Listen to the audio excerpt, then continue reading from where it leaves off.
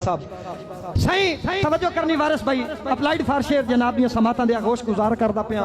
सही तू वदा बेशक सांझ मुका दिलबर तेरे संग नु कांड नहीं करनी वदा बेशक सांझ मुका दिलबर मेहरबानी मोहतरम अल्लाह सलामत रखे पीर मीर इमाम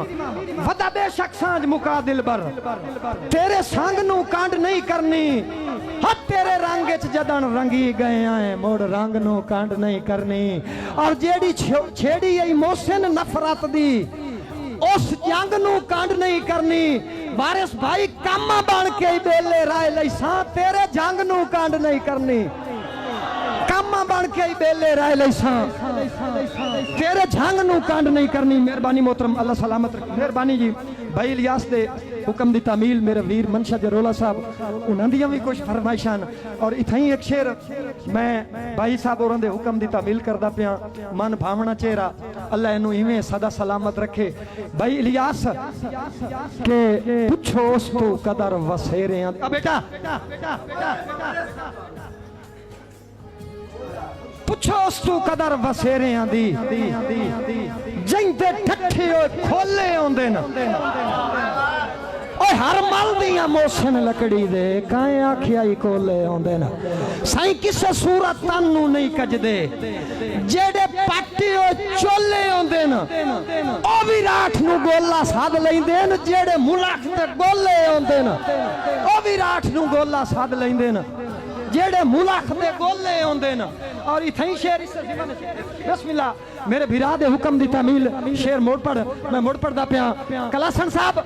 के पुछो उस तू कदर वसेरियां दी जिंदे डठी ओ खोले आंदे न हर मल दियां मोहसिन लकड़ी दे काए आखियाई कोले आंदे न और किसे सूरत तन्नू नहीं कजदे जेड़े पाटी ओ चोले आंदे न ओ भी राठ नु गोला साध लैंदे न जेड़े मुलख दे गोले आंदे न और ताड़ी मारो इस ज़माने च शेर इस तो तुम सुनावा होर भाईजान वाज मेहरबानी भाई इलियास अल्लाह सलामत रखे मेरा मुशायरा हो गया मेहरबानी बेटा ये थोड़ी मोहब्बत है अल्लाह तुम सलामत रखे हजूर हजूर तवज्जो है ना जी सही वाज चार मिसालां जनाब दी आगोश करेंदा पिया वाज ढोलां दे वजण तां दूर सुणींदे भावें अंदरों खोले आंदे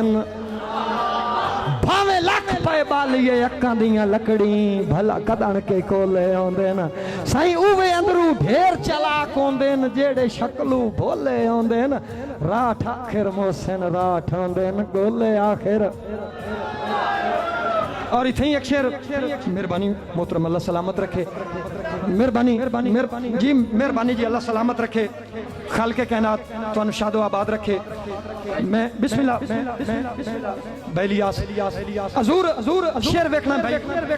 वारिस वारिस वारिस वारिस राज भाई मार्शद वैस साहब सही इन्ना ए जेडी यंग जनरेशन बैठी हो दमे ना क्या भी उस्ताद पता नहीं की पढ़दा रहा सन तो समझ ही एक शेर मैं खसूसन तुहाडियां समातां दे भाई जान तू तवज्जो ते कर शेर नाल टोर ता सही उरा मेरे ले वेख ओ भैया मेरे ले वेख छेड़ू सट्टण ता साइयां कदी नहीं सटियां ओ जो मालिक माल दे आंदे न हर हाल च मोहसिन देवणे पाउंदे न जेड़े हक भाईवाल दे आंदे न साईं कदी औखे ते कदी सौखे लग गए दे जितने साल दे आंदे न दुख संभी रख देन सजना दे जेड़े सजन हलाल दे आंदे न दुख संभी रख देन सजना दे जेड़े सजन हलाल दे आंदे न मेहरबानी मोहतरम मेहरबानी चौधरी साहब अल्लाह सलामत रखे हजूर हजूर हजूर हजूर एक ताड़ी मारो ना